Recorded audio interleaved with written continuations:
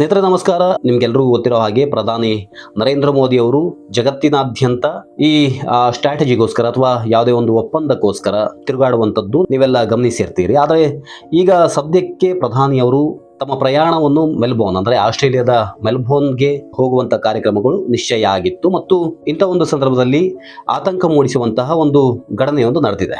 ಈ ಒಂದು ಪ್ರವಾಸದ ಭಾಗವಾಗಿ ಆಸ್ಟ್ರೇಲಿಯಾದಲ್ಲಿ ಮೆಲ್ಬೋರ್ನ್ ನೀಡ್ಸ್ ಮೋದಿ ಅನ್ನುವಂಥ ಒಂದು ಕಾರ್ಯಕ್ರಮ ಆಯೋಜನೆಗೊಂಡಿತ್ತು. ಈ ಸಂದರ್ಭದಲ್ಲಿ ಸಾಮಾಜಿಕ ಜಾಲತಾಣದಲ್ಲಿ ಪ್ರಧಾನಿ ಮೋದಿ ಅವರಿಗೆ ಕೊಲೆಯ ಒಂದು ಬೆದರಿಕೆ ಹಾಕಲಾಗಿದೆ ಅನ್ನುವಂಥದ್ದು ತುಂಬಾ ಚರ್ಚೆಗೆ ಕಾರಣವಾಗಿದೆ. ಹಾಗಾದ್ರೆ ಈ ಬೆದರಿಕೆಯನ್ನು ಯಾರು ಹಾಕಿದ್ದಾರೆ? ಕೆಲವೊಂದು ದೇಶಗಳು ಭಾರತದ ಒಂದು ಏಳಿಗೆಯನ್ನು ಸಹಿಸ್ತಾ ಇಲ್ಲ.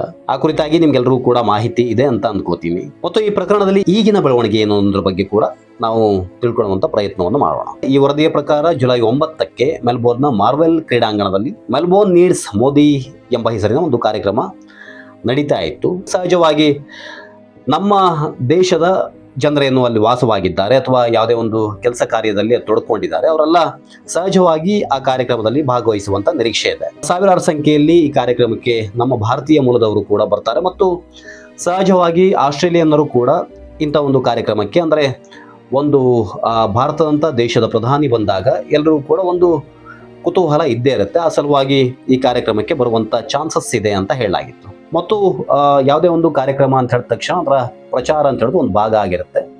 ಈ ನಿಟ್ಟಿನಲ್ಲಿ ಫೇಸ್ಬುಕ್ಕಲ್ಲಿ ಒಂದು ಪೋಸ್ಟ್ ಹಾಕಲಾಗಿತ್ತು. ಈ ಪೋಸ್ಟಲ್ಲಿ ಒಬ್ಬ ವ್ಯಕ್ತಿ ಒಂದು ಕಮೆಂಟನ್ನು ಮಾಡ್ತಾನೆ. ಅಬು ಮುಸ್ತಾಫಾ ಅಂತ ಆ ಖಾತೆಯ ಹೆಸರು, ಆತನ ಹೆಸರು ಕೂಡ ಅದೇ ಆಗಿರ್ಬೋದು ಅಥವಾ ಅದು ನಕಲಿ ಖಾತೆ ಕೂಡ ಆಗಿರ್ಬೋದು. ಈ ಕಾರ್ಯಕ್ರಮದ ವೇಳೆ ಕ್ರೀಡಾಂಗಣದ ಚಾವಣಿಯನ್ನು ಮುಚ್ಚುವುದು ಉತ್ತಮ. ಚಾವಣಿ ಮೇಲಿಂದ ಅವನು ಏನಾದರೂ ಅಟ್ಯಾಕ್ ಮಾಡಬೇಕು ಅಂತ ಅಂದ್ಕೊಂಡಿದ್ದಾನೋ ಏನೋ ಗೊತ್ತಿಲ್ಲ, ಬಟ್ ಅವನು ಹೇಳಿದ್ದು ಚಾವಣಿ ಮುಚ್ಚೋದು ಉತ್ತಮ ಅಂತ.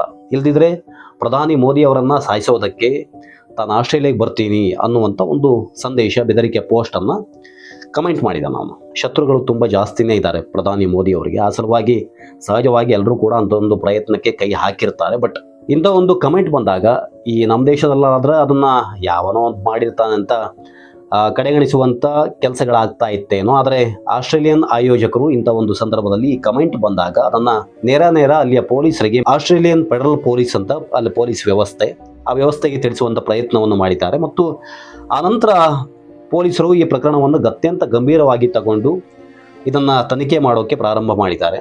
ವರದಿ ಹೇಳುವ ಹಾಗೆ ಈ ತನಿಖೆ ಮಾಡಿ ನೋಡಿದಾಗ ಈ ಒಂದು ಸಂದೇಶ ಎಲ್ಲಿಂದ ಬಂತು, ಏನು ಕತೆ ಅನ್ನೋದು IP ಅಡ್ರೆಸ್ ಮೂಲಕ, ಯಾವುದೇ ಒಂದು ಸೈಬರ್ ಪ್ರಕರಣಗಳಾದಾಗ IP ಅಡ್ರೆಸ್ ತುಂಬ ಇಂಪಾರ್ಟೆಂಟ್ ಆಗುತ್ತೆ. ಈ IP ಅಡ್ರೆಸ್ ಮೂಲಕ ಅವನು ಎಲ್ಲಿಂದ ಈ ಒಂದು ಸಂದೇಶವನ್ನು ರವಾನಿಸ್ತಾನೆ ಅನ್ನೋದ್ರ ಬಗ್ಗೆ ಕಂಡುಹಿಡ್ಕೋಬಹುದು. ಮತ್ತು ಹಾಗೆ ಆಸ್ಟ್ರೇಲಿಯಾ ಪೊಲೀಸರು ಕೂಡ ಅದನ್ನು ಕಂಡುಹಿಡಿದಿದ್ದಾರೆ. ತನಿಖೆ ಕೂಡ ಮುಂದುವರೆದಿದೆ. ನೀವು ಇದೊಂದೇ ಅಲ್ಲ, ಈ ಹಿಂದೆ ಕೂಡ ಮೋದಿಯವರ ಕೊಲೆ ಪ್ರಯತ್ನ ಮಾಡಲಾಗಿದೆ ಅನ್ನುವಂಥ ಸುದ್ದಿಗಳು ಕೂಡ ಬಂದಿತ್ತು. ಮತ್ತು ಆ ಸಂದರ್ಭದಲ್ಲಿ ರಷ್ಯಾ ಪ್ರಧಾನಿಯವರು ಅವರನ್ನ ತಮ್ಮ ಕಾರಲ್ಲಿ ಕೂಡಿಸ್ಕೊಂಡು ಬಚಾವ್ ಮಾಡುವಂಥ ಕೆಲಸಗಳು ಆಗಿತ್ತು ಅನ್ನೋದ್ರ ಬಗ್ಗೆ ಕೂಡ ಒಂದಷ್ಟು ಮಾಹಿತಿಗಳು ಇತ್ತು. ಆವಾಗ ನೋಡ್ಬೋದು ಮುಂದಿನ ದಿನಗಳಲ್ಲಿ ಈ ಬಗ್ಗೆ ಇನ್ನಷ್ಟು ಮಹತ್ವದ ಮಾಹಿತಿಗಳು ಕೂಡ ದೊರಕುವಂಥ ಸಾಧ್ಯತೆ ಇದೆ. ಈ ಪ್ರಕರಣದ ಬಗ್ಗೆ ನಿಮ್ಮ ಅಭಿಪ್ರಾಯವನ್ನು ತಿಳಿಸಿ. ಇಂಥ ಪ್ರಕರಣಗಳನ್ನು ಇಷ್ಟು ಗಂಭೀರವಾಗಿ ಪರಿಗಣಿಸಬೇಕು ಅಂತ ತಾವು ಭಾವಿಸ್ತೀರಿ? ತಮ್ಮ ಅಭಿಪ್ರಾಯವೇನು ಅನ್ನೋದ್ರ ಬಗ್ಗೆ ಕೂಡ ಕಮೆಂಟಲ್ಲಿ ತಿಳಿಸಿ. ಇದೇ ರೀತಿಯ ರಾಷ್ಟ್ರೀಯ ಮತ್ತು ಅಂತಾರಾಷ್ಟ್ರೀಯ ಮತ್ತು ವಿಶೇಷ ಸುದ್ದಿಗಳಿಗಾಗಿ ನಮ್ಮ ಕಣಜ ಮೀಡಿಯಾ ಚಾನಲನ್ನು ಸಬ್ಸ್ಕ್ರೈಬ್ ಮಾಡಿ ಮತ್ತು ಸಾಧ್ಯವಾದರೆ ನಮ್ಮ ವಿಡಿಯೋ ಲೈಕ್ ಮಾಡಿ, ಹಾಗೆ ನಿಮ್ಮ ಸ್ನೇಹಿತರೊಂದಿಗೆ ಕೂಡ ಹಂಚಿಕೊಳ್ಳಿ. ಇಂಥ ಅನೇಕ ವಿಚಾರದ ಬಗ್ಗೆ ನಾನು ನಿಮ್ಮ ಜೊತೆ ಮಾಹಿತಿಯನ್ನು ಕೊಡುವಂಥ ಕೆಲಸವನ್ನು ಮಾಡ್ತೇನೆ. ಧನ್ಯವಾದಗಳು.